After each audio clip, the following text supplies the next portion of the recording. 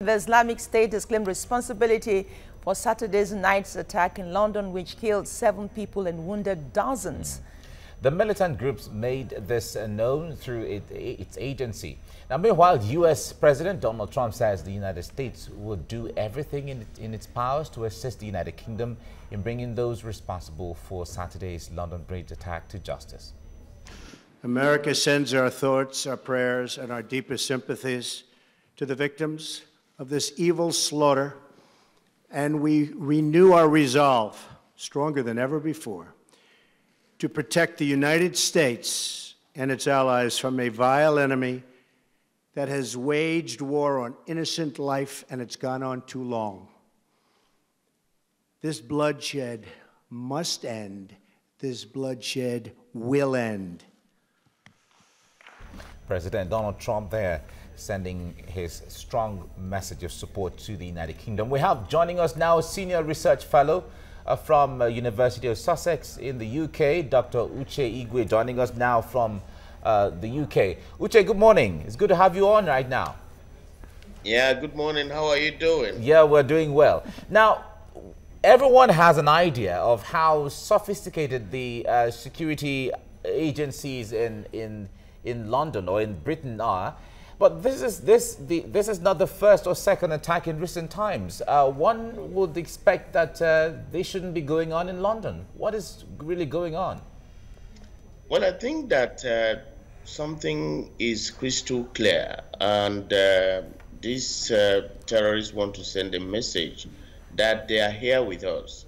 And you know, it's difficult to say because there are so many people in London, for instance, and it's probably that these terrorists are embedded within the population.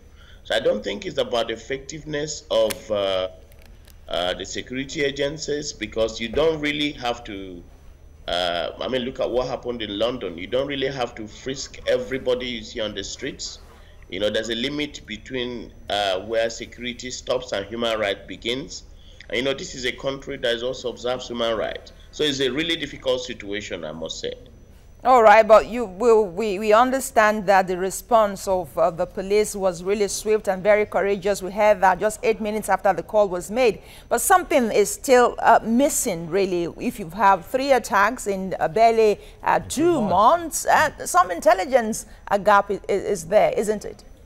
Yes, I think there's a clear intelligence gap. This is where things needs to be strengthened, so that you know, there has to be some sort of a proactive approach, you know, rather than a reactive approach. 8 minutes is fantastic, but I wish it was 8 minutes before the attack. So I think there's a need for, you know, a whole lot of increased surveillance and you know, intelligence gathering and a proactive approach. I think what has happened in the last few months is a clear indication that there's a lot that needs to be done in terms of intelligence gathering and intelligence coordination. All right, now, Uche, with this now, we heard that some of the attackers were chanting slogans which was obvious that they were Muslims. But this is not to say it's about the religion. But do you think that there should be some kind of deliberate vetting when it comes to immigration into the United Kingdom? Of course, if you know very clearly, the ruling party, the Conservatives, have stated that they want to reduce net immigration into the United Kingdom to something a little above 100,000 from more than 300,000 that it is at the moment.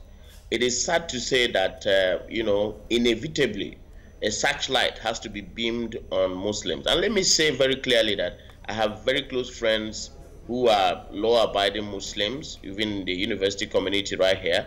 But, you know, these incessant attacks, you know, clearly points to the direction that there needs to be increased attention into the net, you know, migration of Muslims into this country. And this is sad, you know, but it is very clear that something has to be done. And I'm certain that when the Prime Minister, Theresa May, chanted herself, enough is enough, you know, it really means that, you know, a lot more needs to be done in beaming a searchlight on the Muslim community and increasing surveillance, you know, into clusters where Muslims lived.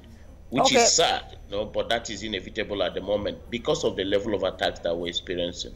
All right, Theresa May has said the election will go ahead on Thursday as scheduled, but some people have wondered, why wouldn't she toe the path of Tony Blair in 2001 when election was pushed forward due to foot and mouth outbreak? Well, I support her position, and I also support the position of the opposition leader, Jeremy Corbyn. If the elections are shifted, it is a clear victory for the terrorists. Because in my view, the way the attacks, have happened, in succession close to the elections means that, there's a clear indication to instill fear in the voters and, if possible, truncate democracy. I think that every law-abiding citizen and every political leader who is patriotic must resist this.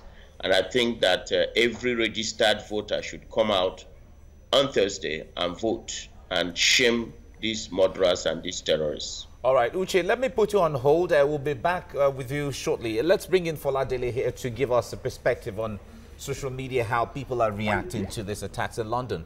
Good morning. Fola, good morning. Good morning, Busalami. Good morning. Good morning. Well, it's not so colorful in London, I imagine. But and good morning to you, Uche. Let's find out what people are saying online about this very sad one.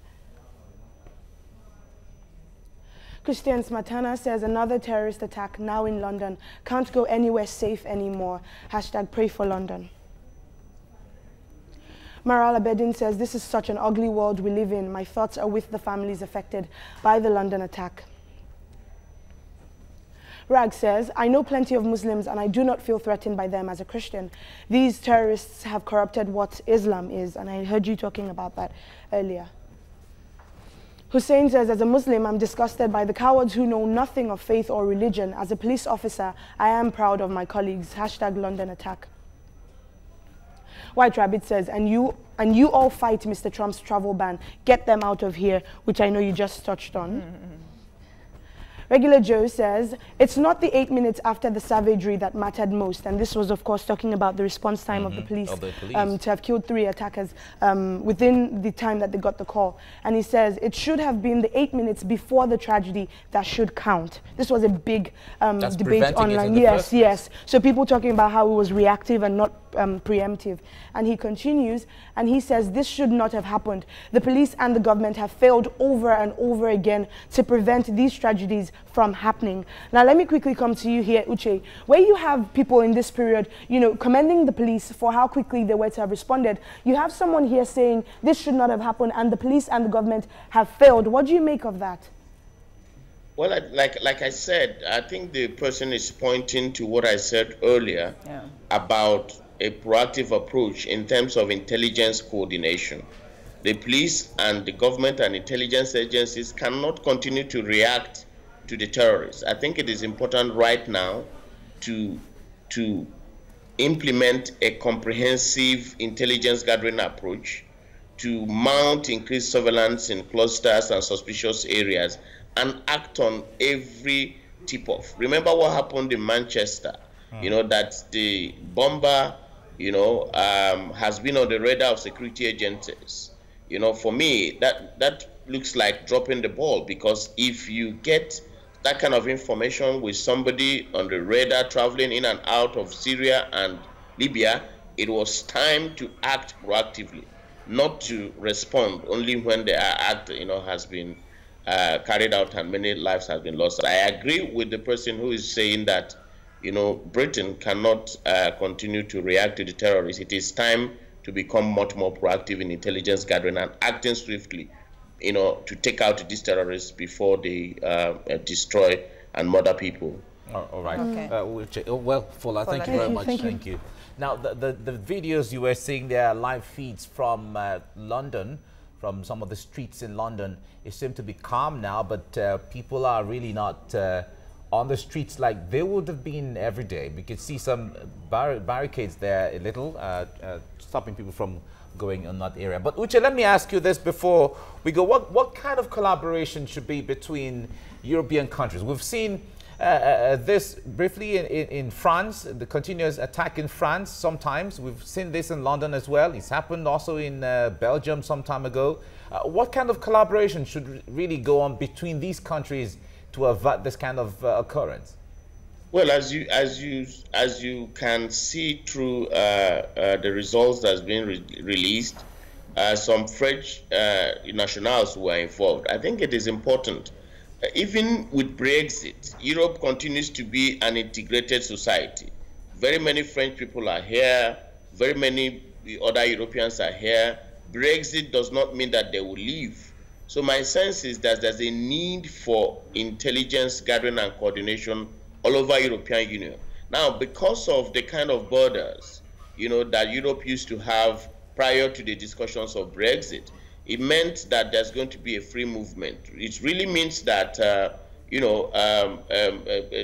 evildoer, a terrorist could plan terrorist attacks, in a place like London, from a place like France, for instance. I mean, I'm not insinuating anything, but I'm saying that there's a need for intelligence coordination, not only within the United Kingdom, with or without Brexit, but all over Europe, as it were. Because what has happened in France, in the last few months and what is happening in the United Kingdom clearly means that, some similarities, as it were, and it is important for coordination to happen. For this kind of proactive approach we are preaching, to take place and take root. All right. Senior Research Fellow, University of Sussex in the UK, Dr. Uche Igwe, thank you for talking to us on TVC Breakfast. Thank you. I appreciate it.